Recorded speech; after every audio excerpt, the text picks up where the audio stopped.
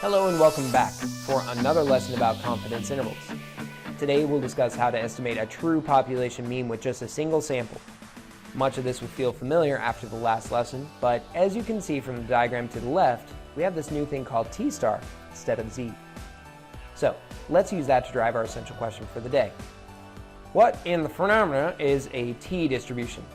Or more school appropriately, how is a confidence interval for means different than a confidence interval for proportions? Now, if we can answer these two questions, then ultimately we will be able to construct a confidence interval for a population mean mu. Okay? Let's have a brief refresh about how to construct confidence intervals in general before we proceed. We know that any confidence level is the point estimate plus or minus the margin of error, or very simply, PE plus or minus ME.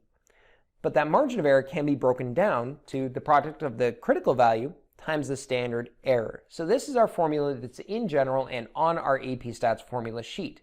And if we understand what each of these three components are, then we can break it down and plug in values that are needed.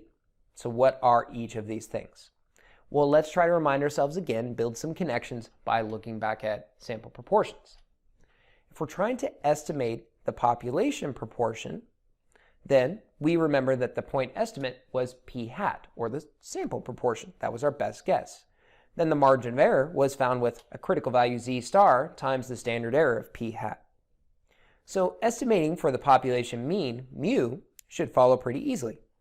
If the point estimate for proportions was the sample proportion p hat, then the point estimate for means should be the sample mean x bar. And the margin of error should follow pretty easily as well. It should be z star times the standard deviation of x bar, which was sigma over the square root of n. Remember, we learned this formula for sigma x bar in our previous lesson about the sampling distributions of x bar. Now, this works great if we happen to know sigma, but generally we don't. Why not? If we knew sigma, that would mean we probably know mu, because mu goes into calculating sigma.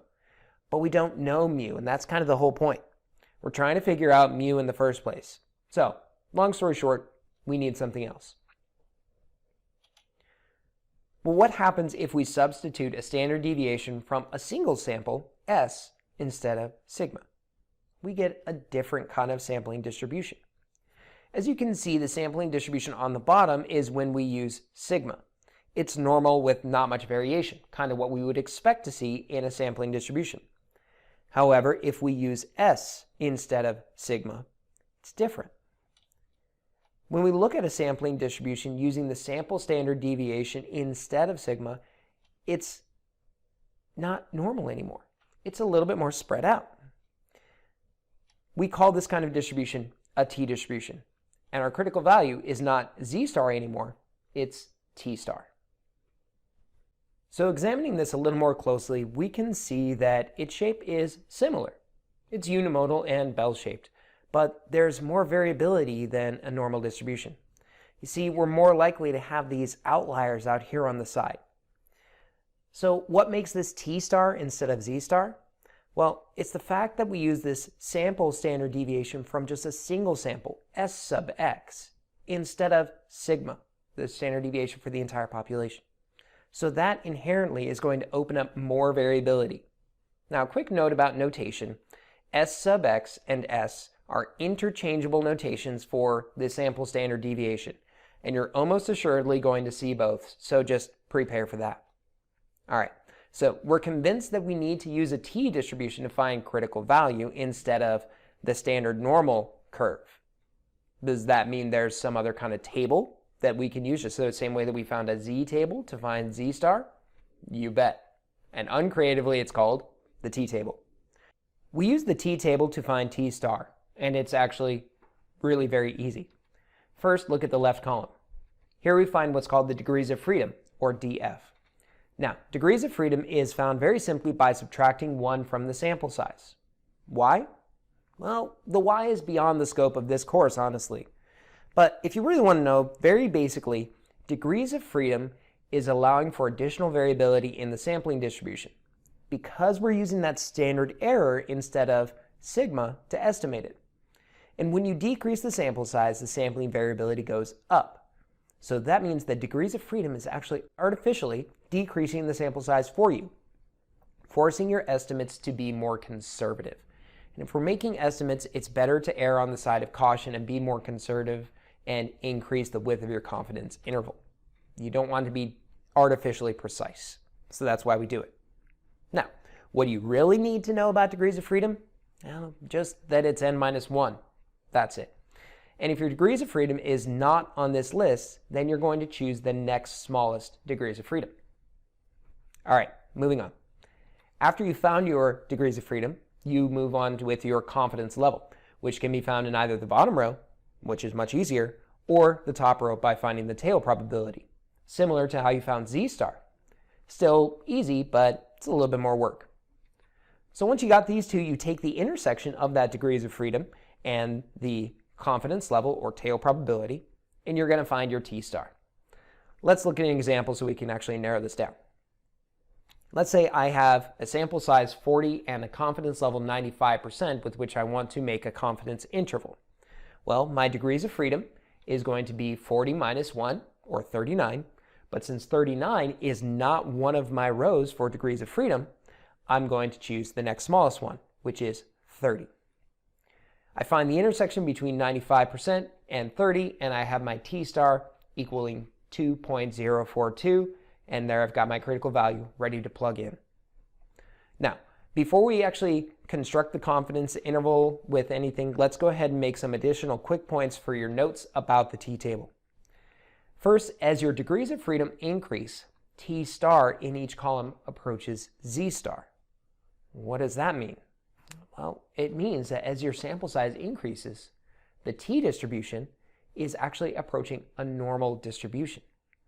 Hence, the bottom row, which is degrees of freedom approaching infinity, that's actually just like the standard normal table, which means that bottom row is all of your most important Z stars.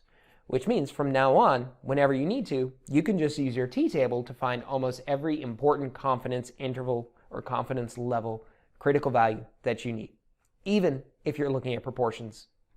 You're welcome. All right, so T star for our critical value, pretty easy to find, but when are we allowed to use it? Well, if any of the following conditions are met, then you can use the t distribution to find your critical value. First, your population needs to be approximately normal, or if that's not met, you can have a sufficiently large sample size. Usually more than 30 is enough.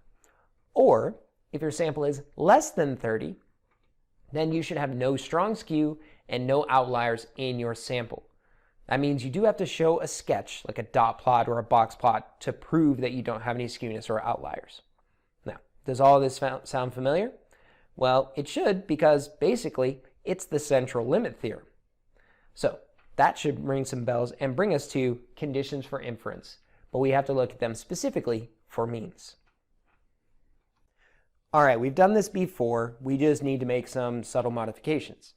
Whenever we want to make any kind of inference about means, we're going to look at three conditions similar to how we had to check conditions for the sampling distribution of X bar. The first condition we check would be a random sample. Then we want to see, is the t distribution going to be okay? And then we finally check the 10% condition. For random sample, we think of that as checking for center. But really, it's that the inferences that we make based on the confidence intervals can be generalized to the entire population. Essentially, this is what allows us to say something about mu.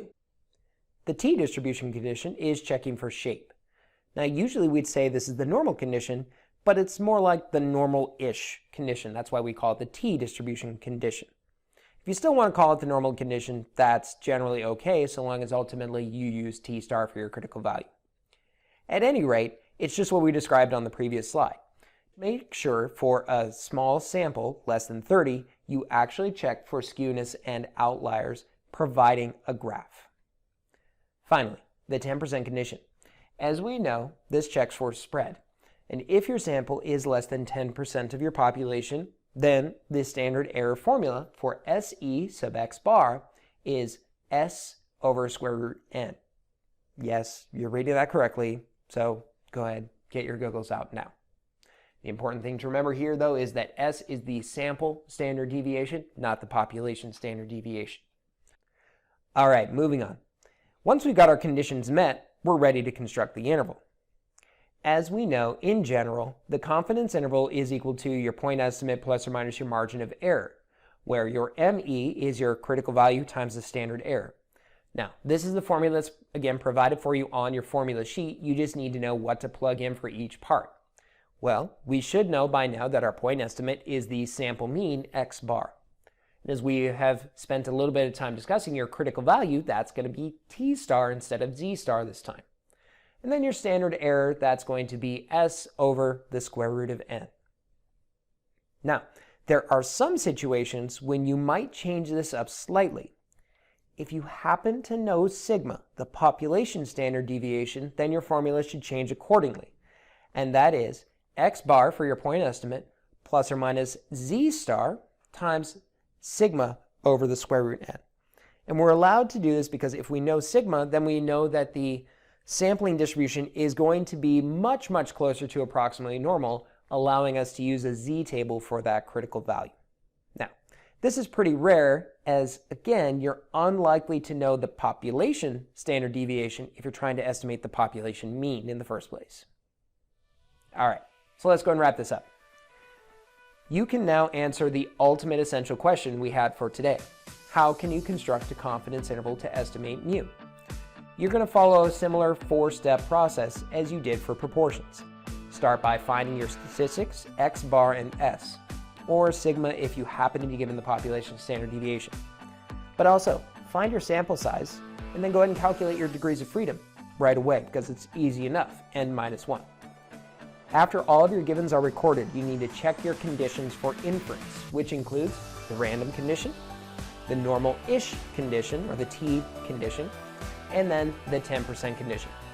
Once all of your conditions are met, head over to your t-table and find t star based on that confidence level and degrees of freedom. Then you've got all of your pieces you need to plug into the confidence interval formula.